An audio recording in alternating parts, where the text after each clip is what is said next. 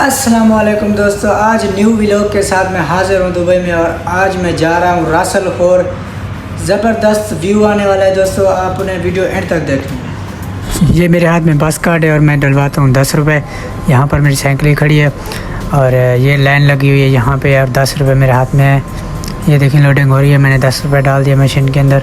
अभी मैं बस के अंदर जाता हूँ। माशाल्लाह ये मैं बस के अंदर आ गया हूँ और यहाँ पे मैंने कार्ड लगाया है। मेरे 5 कट गए हैं और मैं ये ऊपर जा रहा हूँ दूसरी मंजिल पर। डबल बस है ना, तो इसीलिए ये मैं बैठ गया हूँ सीट पे। तो ये देख सकते हैं माहौल बाहर का, सुबह सुबह का 9:01 टाइम हो रहा है। और ये देख सकते हैं आप, ये सारी सवारियां बैठी हैं, सुबह सुबह ट्रैवल कर रही हैं घूमने फिरने के लिए।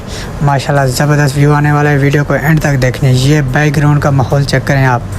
यहाँ पर ब्रिज बनी हुई है, ऊपर से गुज़रते हैं। ये देख सकते हैं ब्रिज बनी हुई है, ऊपर से बंदे गुज़रते हैं, दूसरी साइड पे जाते हैं ताकि कोई नुकसान ना हो।